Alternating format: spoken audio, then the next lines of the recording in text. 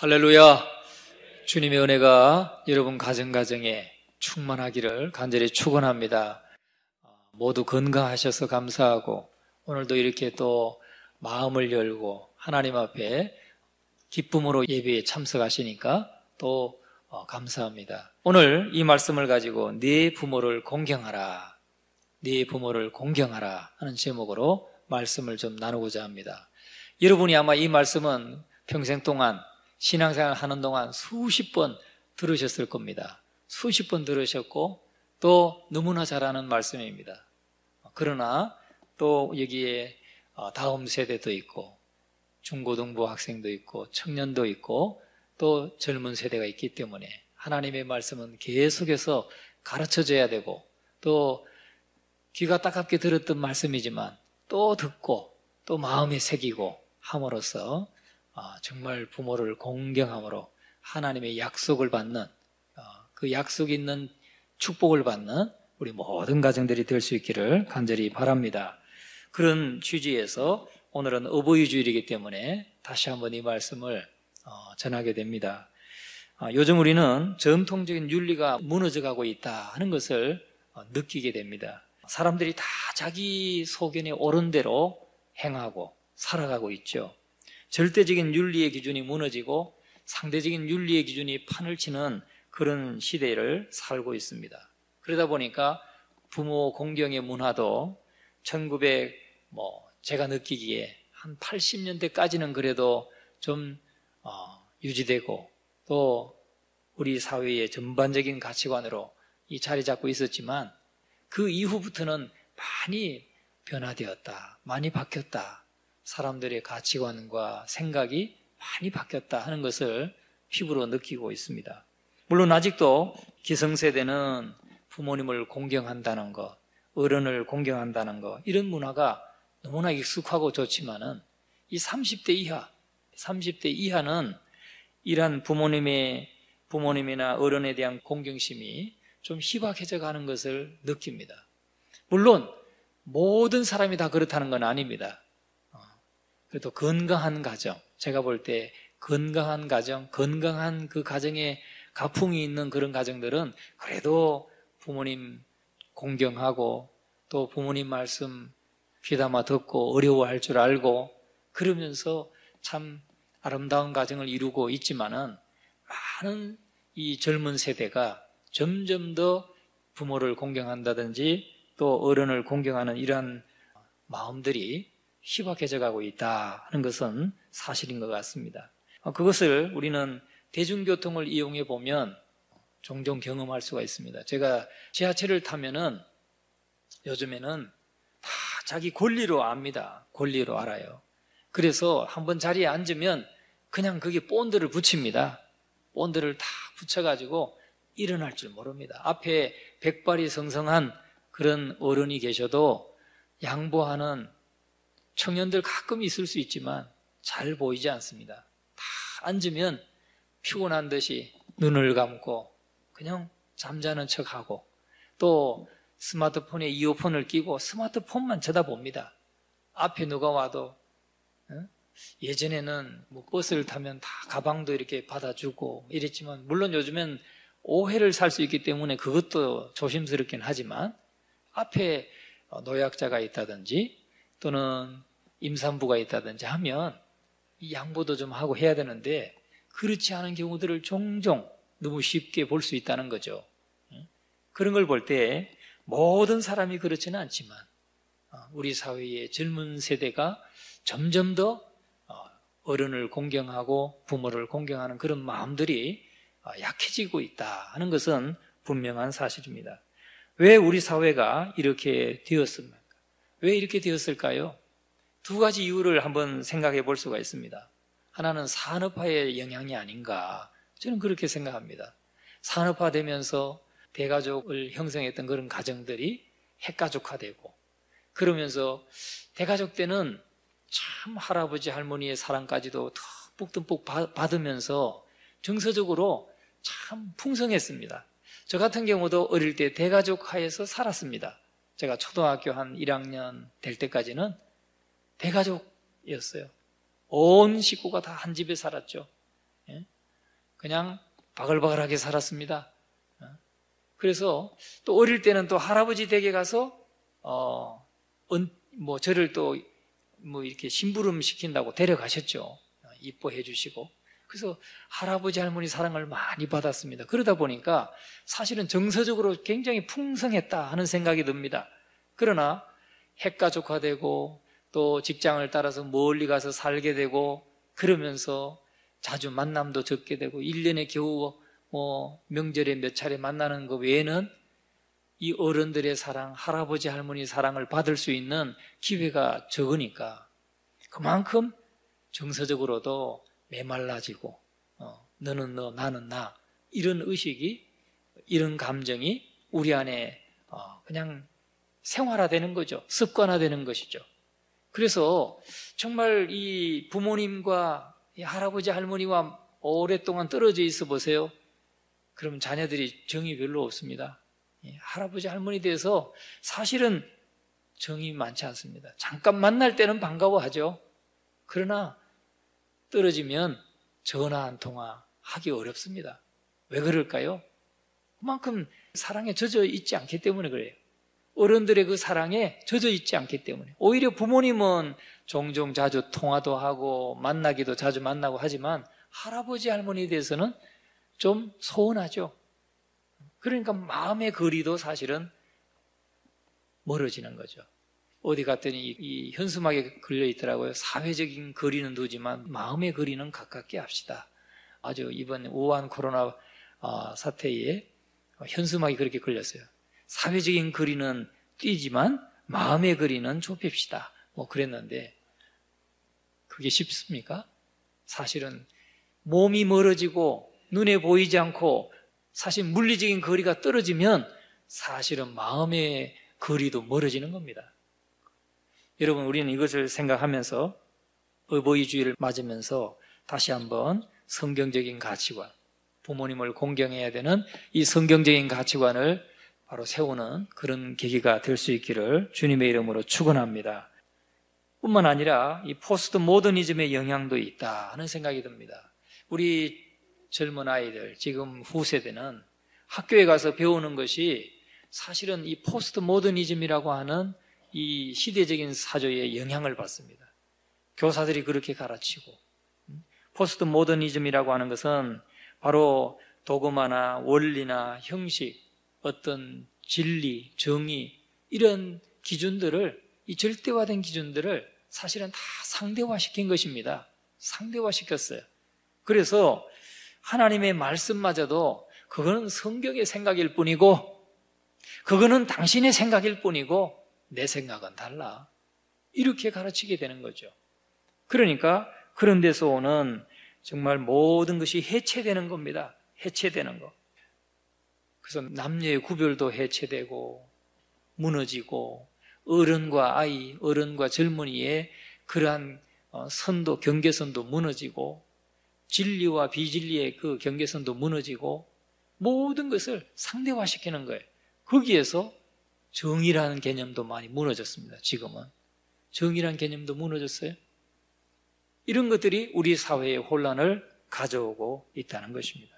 그래서 오늘 우리는 이 포스트 모던적인 교육의 영향을 받은 세대이기 때문에 부모 세대와야 이 단절될 수밖에 없다 하는 것을 우리는 잘 알고 있습니다.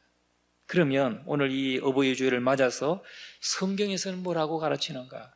자자손손 대대로 지켜가고 순종해 가야 될 하나님의 말씀은 우리에게 뭐라고 가르치고 있는가?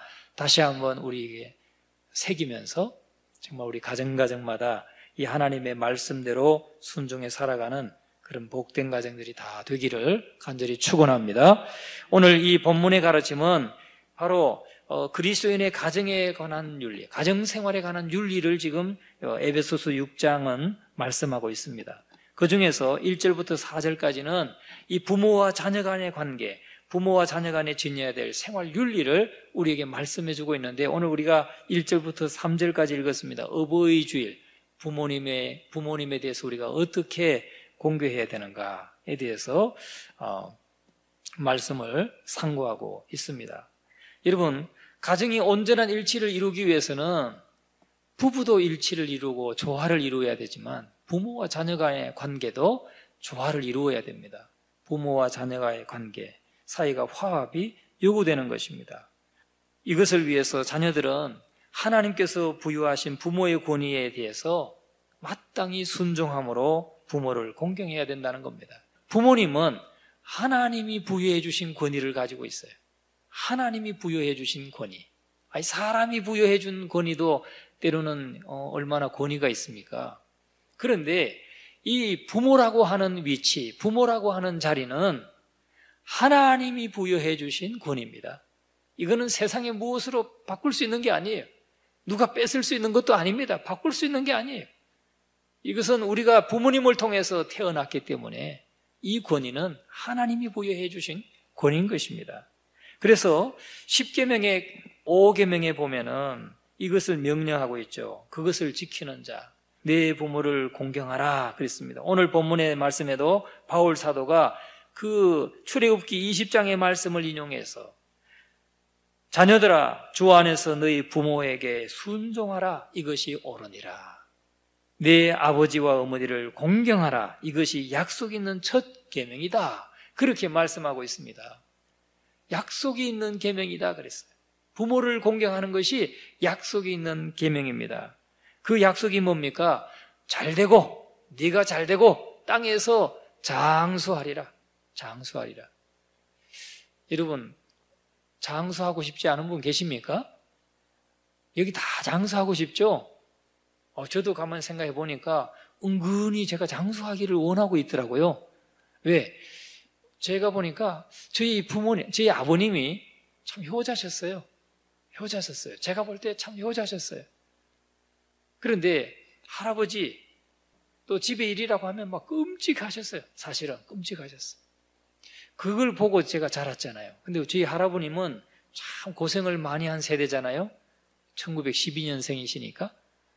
그래서 저희 할아버님은 예수 믿고 술, 담배 다 끊으시고 정말 예수님 안에서 신앙생활 하시고 그렇게 하나님 앞에 부름받았으니까 그 당시에는 많은 분들이 술, 담배 하시는 분들이 50대에 많이 돌아가셨어요. 제 어릴 때 보면 50대에 많이 돌아가셨어요. 또 기껏해야 60대 돌아가셨어요. 근데 저희 할아버님은 73세를 사셨어요. 제가 볼 때 장수했다고 그랬어요. 그 당시.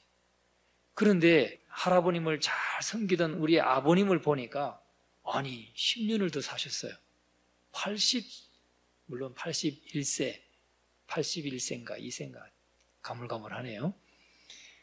80세를 넘기셨어요. 그러니까 저는 당연히 80세를 충분히 넘기겠구나. 저 그런 생각이 듭니다.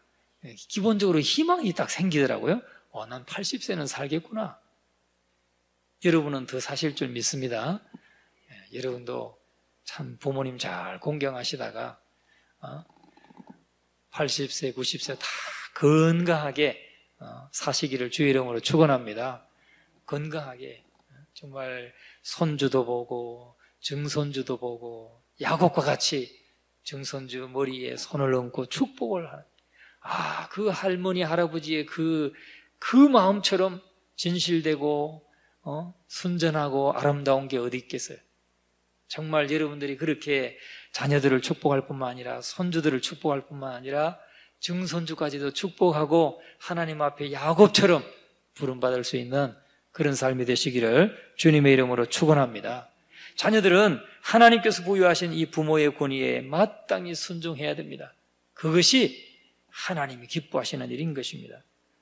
신명기 5장 16절에 이렇게 말씀합니다. 너는 내 하나님 여호와께서 명령한 대로 내 부모를 공경하라. 그리하면 내 하나님 여호와가 내게 준 땅에서 내 생명이 길고 복을 누리리라. 할렐루야. 아멘. 여러분, 내 부모를 공경하라. 그리하면 조건부죠. 조건부. 내 부모를 공경하라. 그리하면 내 하나님 여호와가 내게 준 땅에서 내 생명이 길고 복을 누리리라. 이 말씀대로 이루어지는 것을 여러분 믿으시기를 주님의 이름으로 축원합니다.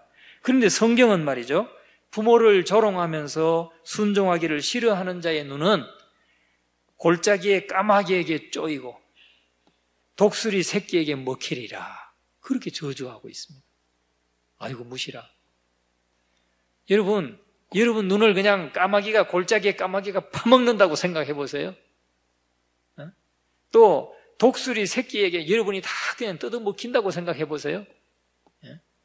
얼마나 그게 저주의 말입니까? 누구에게? 부모를 조롱하고 부모를 공경하지 않는 자에게 그러한 하나님의 저주가 임한다라고 말씀하고 있는 것입니다. 하여튼 간에 부모의 사랑은 하나님의 부승회적인 사랑을 상징하는 것이기 때문에 여러분 우리가 부모님께로부터 받은 바 이 사랑은요 하나님의 사랑을 상징하는 겁니다. 그게 그냥 부모님만 단순하게 그냥 나에게 준 게 아니에요. 하나님이 부모님을 통해서 우리에게 주신 거예요. 그 부모님의 사랑은 눈에 보이지 않는 하나님의 사랑을 우리에게 보여주는 거라는 거죠. 그래서 우리가 부모를 공경하는 건 눈에 보이는 부모를 공경하지 못하면서 눈에 보이지 않는 하나님을 공경할 수가 없다는 거예요. 그 진리를 우리에게 가르쳐주고 있는 것입니다. 내가 눈에 보이는 부모님을 잘 공경하고 순종할 때 우리는 하나님, 눈에 보이지 않는 하나님을 공경하고 순종할 수 있다는 것입니다. 여러분 우리는 이것을 잊어서는 안 되는 것입니다. 그래서 부모님의 사랑은 바로 눈에 보이지 않는 하나님의 사랑을 보여주는 것입니다. 여러분이 부모님께 받은 사랑, 또 할아버지 할머니께 받은 사랑, 그것이 바로 하나님이 여러분에게 베푸신 사랑이라는 것을 잊어서는 안 될 줄로 믿습니다. 여러분 그래서 우리 자녀는 부모에게 순종하고 공경하는 것이 당연한데 왜 그래야 되는가? 오늘 그 세 가지를 살펴보면서 은혜를 좀 나누고자 합니다. 첫째는 효는 모든 사회 도덕의 기초가 되는 것입니다. 효는 모든 사회와 도덕의 기초가 돼. 부모를 공경하는 이 효, 이것은 모든 사회의 도덕의 기초가 된다는 거죠. 여러분 우리나라만 효를 말하는 게 아닙니다. 동양만 효를 가르치고 있는 게 아닙니다. 이미 성경에는 3000년 전부터 효를 말씀하고 있는 거예요. 부모를 공경하고 부모를 순종하라고 말씀하고 있습니다. 가르쳤습니다. 부모를 공경하지 않고 부모를 치는 사람 돌로 쳐 죽이라고 그랬어요. 그만큼 강력하게 가르치고 있다는 것이죠. 여러분 오늘 우리는 이 말씀을 생각하면서 정말 우리 마음에 다시 한번 새길 수 있기를 주의 이름으로 축원합니다. 물론 부모님이 다 이제 작고하셔서 별세하셔서 이제 더 이상 참 공경하고 싶어도 공경하지 못하는 안타까운 마음을 가진 분들도 많이 계시겠지만 여기에 또 젊은 세대들, 다음 세대는 이 말씀들을 꼭 마음에 새겨서 정말 하나님 마음에 합한 우리 모두가 될 수 있기를 주의 이름으로 축원합니다. 10계명에 보면은 두 부분으로 나눠지죠. 10계명은 1계명부터 4계명까지는 하나님과의 관계에서 우리가 지켜야 되는 의무의 계명입니다. 그리고 5번째부터 10번째까지 6가지의 계명은 이웃에 대한, 인간에 대한 의무, 인간과의 관계 속에서 우리가 지켜야 되는 그러한 의무로 구분되고 있습니다.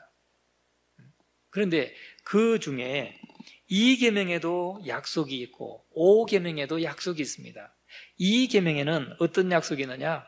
여호와를 사랑하고 그 계명을 지키는 자에게는 하나님의 은혜가 천대까지 임한다. 그런 약속이 있습니다. 그리고 5번째 계명에는 내 아버지와 어머니를 공경하라. 이것은 약속이 있는 첫 계명이다. 이렇게 말씀하고 있는데 여기도 약속이 있습니다. 이 약속이 뭡니까? 바로 잘되고 네가 잘되고 땅에서 장수하리라 하는 약속입니다. 그런데 왜 바울은 약속이 있는 첫 계명이라고 했을까요? 2계명에도 약속이 있는데 왜 첫 계명이라고 했을까요? 이 말씀은 바로 2계명에 있는 제10계명의 2계명에 있는 그 약속은 일반적인 약속이에요. 하나님을 사랑하고 그 계명을 지키는 자에게는 하나님의 은혜가 천대까지 임한다. 일반적인 약속이에요.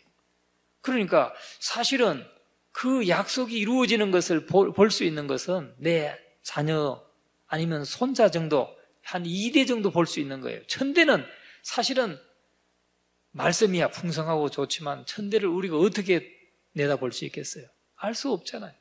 그런데 5계명에 약속되어 있는 이 계명은 내 부모를 공경할 때는 이 약속이 있는데 잘 되고 땅에서 장수할 것이다 하는 우리가 직접 체험하고 경험할 수 있는 약속을 말씀하고 있기 때문에 바울은 그렇게 첫 계명이다 라고 말하고 있는 거예요.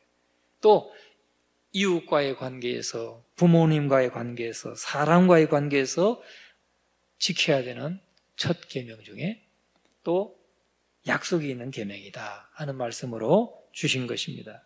여러분, 우리가 사는 이 세상은 계속해서 변합니다. 인심도 변하고 생활 방식도 변하고 가치관도 변하고 풍속도 변합니다. 그러나 변하지 않는 몇 가지가 있습니다. 자연법칙 안 변하죠. 자연법칙 안 변합니다. 물이 0도에 얼고 100도에 끓고 뭐 이런 거, 또 사계절 바뀌는 거 다 이거 안 바뀝니다. 자연법칙 안 변하죠. 물리적인 관계에 있는 이 자연법칙, 물리적인 세계, 자연법칙 안 변합니다. 그와 마찬가지로 하나님께서 영적인 부분 또 비물질적인 부분의 원칙도 바뀌지 않습니다. 도덕의 근본적인 원리도 변하지 않습니다. 그게 뭡니까? 도덕률의 제1법칙이 뭐냐면 부모와 자식 간에 유지되어야 되는 관계를 말합니다. 부모와 자식 간의 관계에서 유지되어야 되는 관계, 도덕률. 그건 뭐냐면 우리가 이 세상에 태어나서 제일 먼저 맺는 관계가 무슨 관계입니까? 부모와 자식 간의 관계입니다. 이거는 변하지 않습니다. 세상이 아무리 바뀌어도 부모님을 통해서 자녀가 태어나고 그 부모와 자식이라고 하는 관계는 변할 수 없는 겁니다. 그래서 여러분, 우리는 이 관계 속에서 이 도덕의 근본 원리도 변하지 않는다. 자연법칙도 변하지 않는 것처럼 도덕의 근본 원리도 변하지 않는다 하는 것입니다. 부모는 사랑과 희생으로 자녀를 양육합니다. 그러면 자녀는 부모에게 순종하고 공경해야 된다 하는 이 도덕률의 제1법칙은 변하지 않는다는 거죠. 여러분, 우리가 볼 때, 우리가 영화를 보면 다 서양 사람들은 전부 다 부모에 대해서 별 정이 없는 것 같아요. 영화 속에는 그렇습니다. 그런데 그거는 영화일 뿐입니다. 제가 만난 외국인들, 제가 만난 서양 사람들 다 부모에 대한 정이 있습니다. 부모에 대한 정도 있고 자녀에 대한 정도 있고 다 한국 사람과 다를 바 없습니다. 다 똑같습니다. 그 마음의 정은 똑같아요. 부모와 자식 간의 정 똑같아요. 단지 환경이 다를 뿐이에요.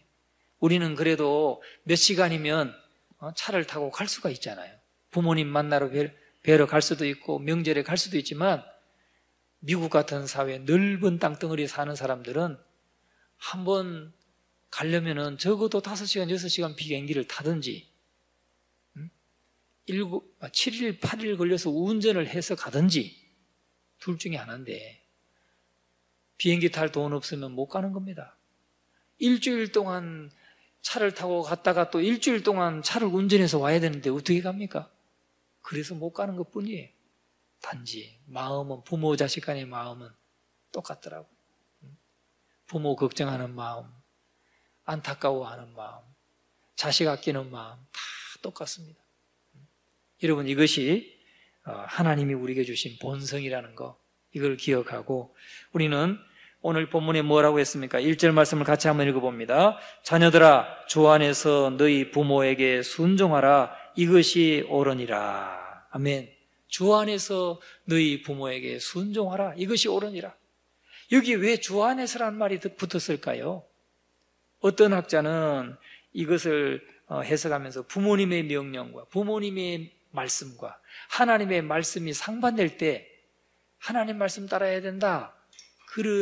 그렇게 가르치는 말씀이다라고 해석하는 분도 있지만 그렇게 보기보다는 자녀들아, 주 안에서 너희 부모에게 순종하라 하는 이 말은 자녀들아, 그리스도 부모님께 순종하는 것이 그리스도께 순종하는 것과 같아야 된다 이 말이에요.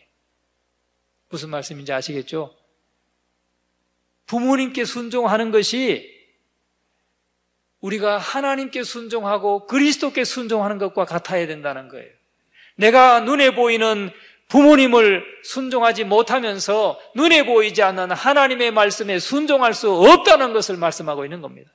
내가 눈에 보이는 부모님께 순종하고 공경할 수 있어야 눈에 보이지 않는 하나님, 눈에 보이지 않는 그리스도, 그 하나님께 순종하고 공경할 수 있다는 것을 말씀하고 있는 것입니다. 주 안에서 너희 부모에게 순종하라. 주 안에서 우리가 하나님께 순종하고 공경하는 것처럼 부모에게도 순종하고 공경하라 그랬습니다. 예수님의 가르침 가운데 그 말씀이 있죠. 고르반. 바리새인들이 말이죠. 부모님께 드려서 공경해야 될 그 책임이 있는데 그것을 나는 하나님께 하는 바람에 부모님께 할 수 없었다. 이렇게 핑계를 댔습니다. 내가 하나님께 순종하고 하나님을 공경하고 하나님께 내가 헌금하려고 보니까 부모님께 공경해야 될 그걸 못한다. 돈이 없어서. 이렇게 핑계를 댔단 말이죠. 그때 주님이 뭐라고 하십니까? 주님이 바로 이 말씀을 하시는 겁니다. 눈에 보이는 이 부모님께 하지 못하면 하나님도 사랑할 수 없다 그랬어요. 공경할 수 없다 그랬습니다. 여러분, 우리가 이것을 꼭 기억하셔서 오늘 이 본문에서 자녀들아 주 안에서 너희 부모에게 순종하라. 이것이 옳으니라. 이것이 옳다. 왜 옳습니까? 하나님께서 이미 율법을 통해서 우리에게 교훈하신 것이기 때문에, 이미 율법을 통해서 다 말씀하신 것이기 때문에 이것이 옳은 것입니다. 그렇기 때문에 저와 여러분은 이것이 옳은 일이라는 것을 기억하시고 정말 100%는 못한다 할지라도 말씀대로 살려고 힘쓰는 우리 모두가 되어야 될 줄로 믿습니다. 두 번째는 부모를 공경하는 것은 사회 질서의 기초가 되기 때문입니다. 사회 질서의 기초가 되기 때문에 우리는 부모를 공경해야 됩니다. 부모를 공경한다 하는 것은 이 부모뿐만 아닙니다. 웃사람까지 공경하는 의미가 담겨져 있는 것입니다. 성경에는 로마서 13장 7절에 이렇게 말합니다. 두려워하여야 할 자를 두려워하며 존경해야 할 자를 존경하라 하는 말이 있습니다. 두려워할 자를 두려워하고 존경할 자를 존경하라. 두려워할 자가 누굽니까? 살아계신 하나님. 하나님이 두려워할 자입니다. 주님이 말씀하셨어요. 너희는 우리의 육신을 죽일 수 있는 사람을 두려워하지 말고 우리의 육신과 우리의 영혼까지도 지옥에 던지실 수 있는 하나님을 두려워하라. 그랬습니다. 우리가 두려워할 자는 하나님입니다. 여러분, 세상에서 어떻습니까? 하나님을 두려워하지 않는 사람이 사람 두려워하는 거 봤습니까? 아니요. 하나님을 두려워하지 않는 사람은 사람의 생명을 그렇게 별로 존중하지 않습니다. 사람의 생명을 경시하죠. 그런 사람들이. 하나님을 두려워하지 않는 사람은 사람 목숨을 귀하게 여기지 않습니다. 근데 하나님을 존경하고 경외하는 사람은 한 영혼 한 영혼을 귀하게 여기죠. 여러분, 두려워할 자를 두려워하고 존경할 자를 존경하라. 어른도 존경하고 열심히 일해서 성공한 사람도 존경하고 또 나름대로 업적을 이룬 사람들을 존경하고 그래야 됩니다. 근데 우리 사회 좀 요즘에 이상해졌어요. 제가 어저께 인터넷에 뉴스를 봤습니다. 한 모델이 여자 모델이 아이디어를 냈어요. 디지털 패션쇼. 그러니까 카메라 앞에서 자기가 패션쇼를 하는 거죠. 옷을 100벌을 갈아입으면서 패션쇼를 했다는 거예요. 왜? 지금 이 우한 코로나 바이러스 사태 때문에 패션쇼를 못하니까 그 의류업계가 다 경기가 무너지고 또 어려움 당하는 사람이 많고 하니까 그런 아이디어를 냈다는 겁니다. 아이디어를 내서 카메라 앞에서 자기가 옷을 갈아입으면서 아무도 보지 않는데 카메라 앞에서 탁 하면서 걷고 런웨이를 걸었어요. 그런데 자기가 충격받은 말이 뭐냐면 네가 뭔데? 그 한마디. 네가 뭔데? 네가 뭐라고? 한낱 모델인 주제에 그저 몸매만 가꾸고 이렇게 뽐내는 모델 주제에 네가 누굴 돕는다고? 네가 뭔데? 이 말에 굉장한 상처를 받았다는 거예요. 자기는 선한 뜻에서, 좋은 뜻에서 내가 이렇게 한번 봉사하면 그래도 사람들이 도움을 받겠구나, 용기를 얻겠구나 하는 차원에서 그런 선한 일을 하려고 한 것인데, 사람들은 한낱 모델인 주제에, 니까 주제에 네가 뭔데? 여러분, 우리는 좋은 뜻을 가지고 이렇게 선한 일을 하려고 하는 사람들을 존중해야 될 줄 믿습니다. 존경해 줘야 됩니다. 열심히 일해서 돈을 번 사람, 정직하게 땀 흘려서 돈을 번 사람, 부자가 된 사람 존경해 줘야 됩니다. 무조건 깎아내리려고 하고 무조건 악덕 기업주라고 이렇게 취급하려고 하고 그래서는 안 되는 거죠. 열심히 일해서 정직하게 일해서 뭔가를 이루고 뭔가를 달성하고 뭔가를 기여하고 하는 사람들은 존경해야 될 줄로 믿습니다. 이게 모든 사회 질서의 기초가 된다는 것입니다. 모든 도덕의 근간이 어디서부터 오느냐? 부모를 공경하는 데서부터 온다는 거예요. 이 부모를 공경하지 않으면 학교 가서 선생님에게 함부로 합니다. 그렇지 않습니까? 문제야, 부모를 공경하지 않는 문제야, 학교 가면 선생님 존경합니까? 그렇지 않습니다. 존경할 수가 없는 거죠. 사회에서는 아랫사람이 윗사람을 존경합니다. 그런데 부모를 공경하지 않는 사람이 사회에 나가서 어른이라고 해서 존경합니까? 그렇지 못하죠. 또 국가에서는 국민은 나라의 법을 소중히 여기고 따르는 법을 지켜가야 되는데 부모를 공경하지 않는 사람이 그렇게 할 수 없습니다. 그래서 참 부모를 공경하는 것, 이 효라고 하는 것은 모든 사회의 질서의 기초가 된다 하는 것을 우리가 기억해야 될 줄 믿습니다. 자, 그런데 마지막으로 세 번째는 우리가 부모를 공경해야 하고 순종해야 되는 이유 세 번째는 자녀가 부모를 공경하는 것은 신앙의 첫 열매가 되기 때문이다 하는 것입니다. 이것이 무엇보다도 중요합니다. 신앙의 첫 열매. 우리가 눈에 보이는 부모님을 순종하고 공경할 줄 알아야 그것이 참으로 하나님, 눈에 보이지 않는 하나님을 공경하는 첫걸음이 되기 때문에, 첫 열매가 되기 때문이다 하는 것입니다. 왜냐하면 부모를 자녀에 대한 하나님의 대리자로 하나님이 세워주셨기 때문에 부모를 공경하는 것이 바로 하나님을 섬기는 것이라고 성경은 가르치고 있는 것입니다. 부모와의 바른 관계는 하나님과의 바른 관계를 가지는 신앙의 첫 열매다 하는 것을 여러분 잊지 마시기를 주님의 이름으로 축원합니다.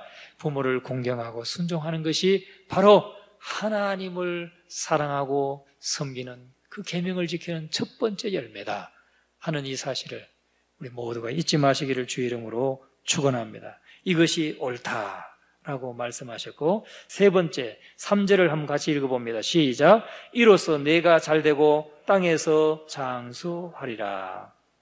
여러분, 이 부모를 공경하고 순종하는 이 계명을 지켰을 때 어떤 하나님이 결과를 주시는가? 하나님이 어떤 결과로 우리에게 복을 주시는가? 잘되고 땅에서 장수하리라. 여러분, 이 계명을 받는 사람은 유대인들입니다. 지금 이 말씀을 들은 대상자가 유대인들이에요. 유대인들에게 있어서 땅은 바로 가나안 땅, 약속의 땅, 가나안 땅을 말하는 겁니다. 그러면 오늘 이 시대를 살아가는 저와 여러분들은 어떤 땅입니까? 저와 여러분들에게 이 땅은 네가 땅에서 장수하리라 하는 이 말은, 여러분, 우리가 이 대한민국에서도 물론 장수하리라 하는 말도 되지만은 더 나아가서는 어떤 의미를 가지고 있냐면 영적인 이스라엘의 약속의 땅인 영원한 하나님의 나라에서 영원히 장수하게 된다는 것을 말씀하고 있는 것입니다. 부모를 공경하는 사람이 진정으로 하나님을 공경하는 사람이고, 그 사람은 하나님의 약속의 땅인 영원한 하나님의 나라에서 장수하는 복을 누리게 된다 하는 말씀입니다. 그 사람이 진짜 천국 가는 사람이다, 그 말씀을 하고 있는 것입니다. 여러분, 나 하나님 사랑합니다. 그런데 부모님은 공경하지 않고, 부모님은 존경하지 않고, 부모님께는 순종하지 않아요. 그러면 그 사람이 하나님을 사랑한다고 하는 그 고백이 거짓일 수 있다는 걸 말하는 거예요. 네가 부모를 공경하고 순종하면 네가 하나님의 약속했던 그 영원한 하나님의 나라에서 네 생명이 장수할 것이다. 영원히 사는 생명을 얻게 될 것이다. 그 말씀을 하고 있는 것입니다. 여러분, 그러니까 이것이 얼마나 큰 약속이 있는 첫 계명입니까? 오늘 이 어버이 주일을 맞아서 우리 모든 가정들이, 우리 성도님들 가정이 참 이 말씀대로 부모님께 순종하고 공경하는 아름다운 가풍을 세워가고 자자손손 대대로 이 여호와의 계명을 지킴으로 인해서 하나님의 복을 누리는 그런 복된 가정들이 다 되시기를 주님의 이름으로 축원합니다.